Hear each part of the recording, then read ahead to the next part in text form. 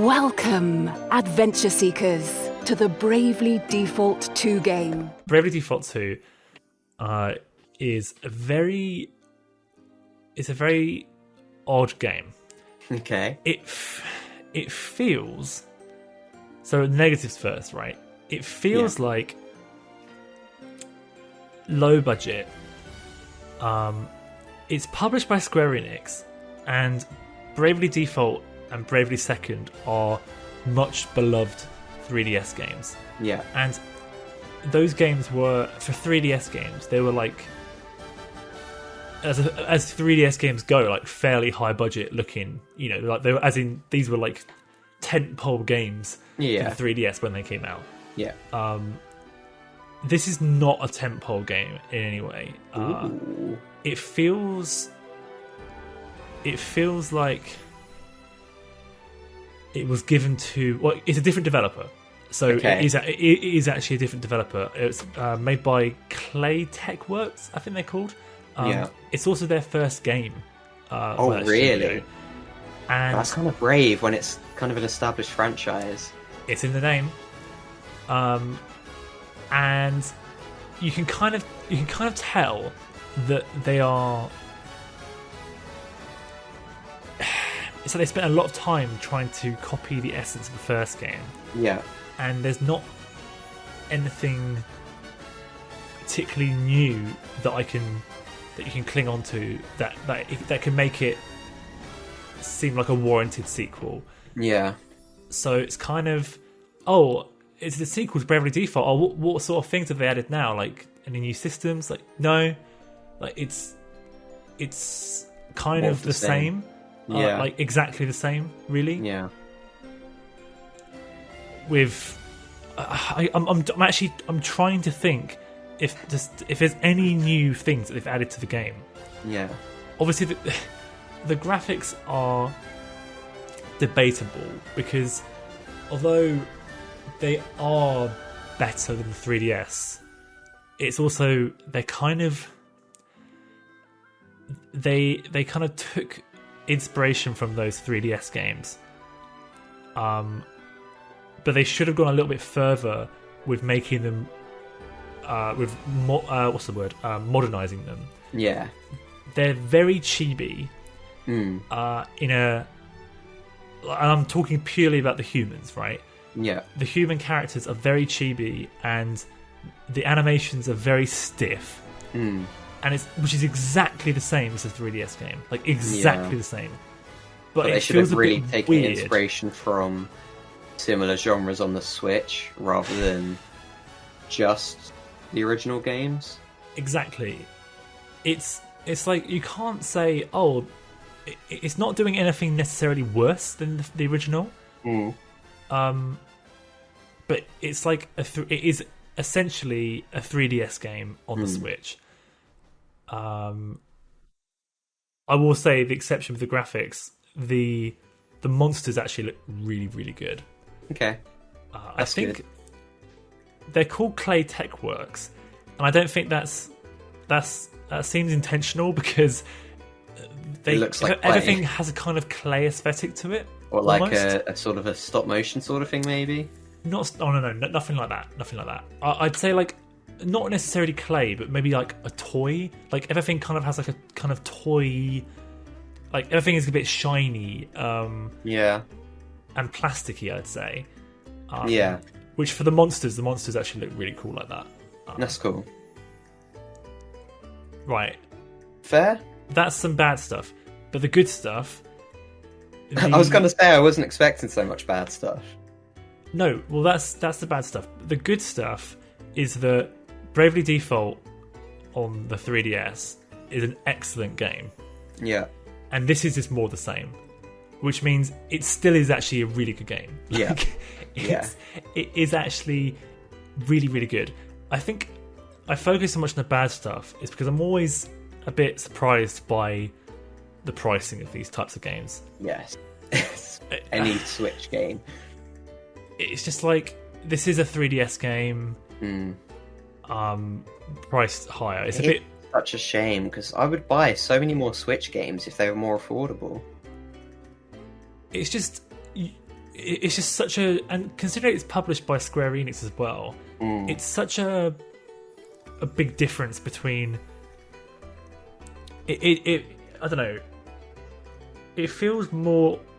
It doesn't feel like an indie game. It feels higher budget than an indie game, but it kind of feels a little bit like a double A game. It's a double A game. Yeah. With triple A pricing, basically. Yeah. It's a but double A battery. I'm still talking about negatives. Yeah. I'm going to quickly go through it. Quickly go through some cool stuff with you. Yeah. Give me the list.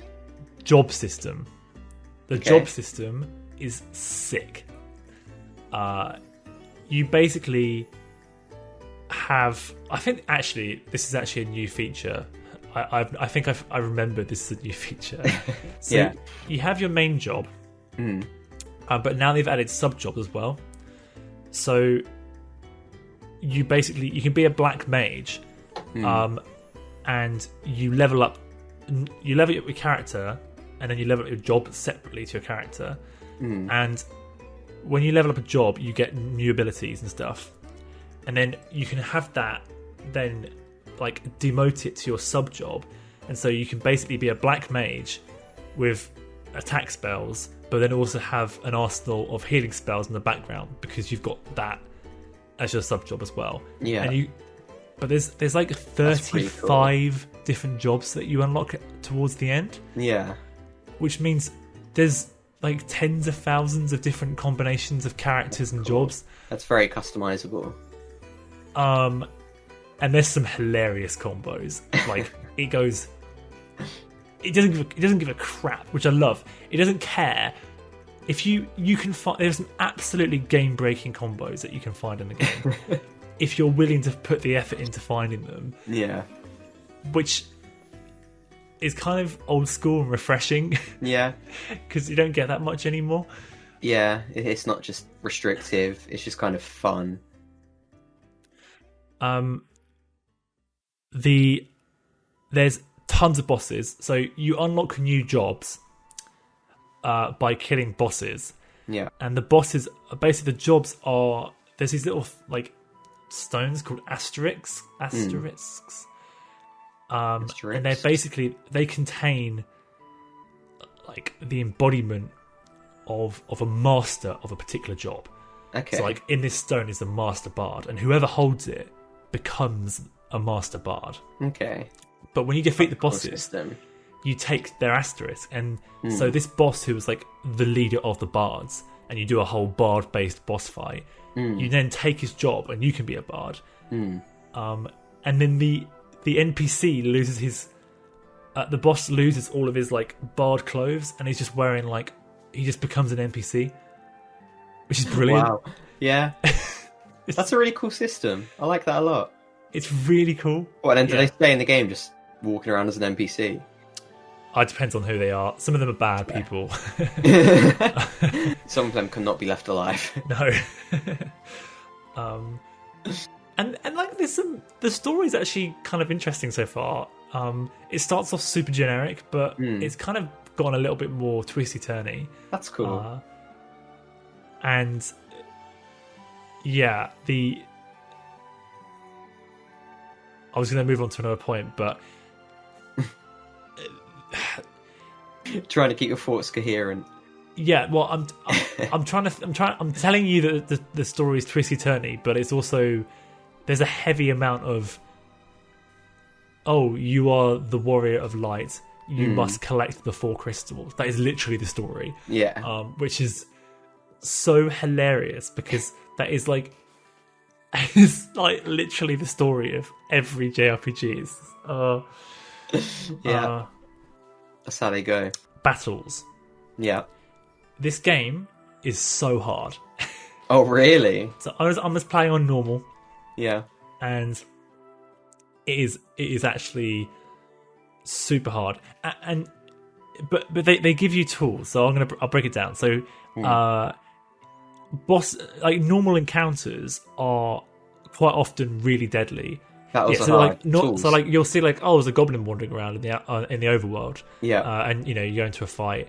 And then when the fight actually starts up, it's like, oh no, there's one goblin 5 trolls and 6 sheepmen, and it's like, oh, and it has its own like mini boss level of difficulty. Yeah. Where you can absolutely be wiped out by some random encounter Gee. very easily if you're not playing smart. Were the other games like that in terms of difficulty? Did you play the others? I've only played like a little bit. I didn't actually own them. I've just played them before. Yeah. I played the first one. I haven't played Bravely Second. Yeah. So I can't remember. It was a while ago. Fair. I don't remember it being too difficult though. That's fair. I feel like difficulty is something that franchises really try and keep consistent. And they kind of become known for being difficult, or I don't know, being more casual or whatever. It kind of goes with the whole vibe of the game. It's like a new developer, and it kind of feels like it's the same game but also different in a way. It's very weird. But not in a sequel sense. It like very much feels like the developers are different. Yeah. So ordinary enemies, what makes the battle so cool is that ordinary enemies can employ the exact same tactics on you as you do to them. That's very cool. So in a Pokemon battle, the odds are completely in your favour. Like, oh, I'm going to just use a max revive 100 times until I win, you know? Yeah. And a trainer's like, I'm going to lower your defence even though you've only got 1 HP left. Exactly. Yeah. Not only are the AI really smart, they can use everything, and not even just the bosses. Like every enemy encounter, they can do. They have the same rulebook as you, so you have to like properly think. Oh, this person's charging up an attack, and they're definitely going to go for my healer for sure. I need to do blah blah blah. Yeah. So obviously, with the normal enemy encounters being that difficult, the boss fights are crazy hard. Like, I had to, which is great. I haven't had to like think this hard in a turn-based battle system. Makes it just more like a puzzle. It actually, it really is, because like there's they change it around, so you can't do the same tried and tested method for every boss. Yeah. And because each boss is themed around their job that they're going to give you, they're completely unique in how they play. So, I mean, the very first boss in the game was probably the hardest one that I've encountered so far, which is hilarious because it's the first boss, and it's basically it's a healer. You go against a healer and a tank, and they play like a player would. Yeah, like the tank aggroes all the hits, whilst the healer just constantly heals him. Yeah, and I was kind of stumped for a while. Like, I know what to do. I know I need to kill the healer first, right? Yeah. But it was properly difficult because they kept doing spells to stop me from doing it. Yeah. I really like that though, because it feels more, I don't know, it feels more fair. It's more fun when it's like that. Like, I'm actually following the rules sort of thing. Because I like feeling that sense of, it's like I'm playing against a real person. That's really cool. Absolutely. It can be really annoying if you're playing something and there's a really... You feel like you deserve to lose. You've done something wrong. There's a really obvious thing the enemy can do to defeat you, and then they just do something completely asinine instead, and then you just win. Yeah. It's like, that felt unearned. It's the worst feeling, isn't it? Yeah. Yeah, so I like that a lot. That's really cool. And the last thing, which kind of like bundles in all sorts of other good things I have to say about the game, is it's like the it feels like the kind of traditional dungeon crawling JRPG formula kind of distilled to basically all the good bits, where there's very little frustration. So there's lots of teleport areas midway through dungeons to make things easier to get in and out. Yeah. I think the whole idea is that it recognises it's on a handheld, and people are probably going to be playing it in small bursts. Yeah, that's good. Plenty of save points. The items that like the valuable items that you want are like fairly priced. They're not stupid. Yeah, you get lots of money. It sounds like it's not grindy. Like a lot of JRPGs can be really grindy. It is grindy. Okay, but maybe not grindy in a very frustrating or boring way. Would that be accurate? It is accurate because there's a lot of grinding, but because the enemy AI is actually intelligent, it's actually quite fun just to grind for a bit. Fun grind, yeah. You're not just pressing the same button over and over again like a Pokemon battle. And with Pokemon, I'm hesitant to use any of my money because I don't want to make it too easy. Yeah. Whereas in this game, they give you lots of money and things are cheap. So it's like, I need that. Like this game's hard. I need all these items. Yeah. That's really cool. Yeah, because I'm so like that in games. I just hoard everything, never use anything. So it's cool when you actually need to use it. So, although I started off on negative, which honestly, if this game was £30, I wouldn't. I actually would kind of erase all of the negative things I said at the beginning because the age-old Switch problem. It literally would not be a problem for me if it was priced more fairly, but that's just the way it goes on Switch.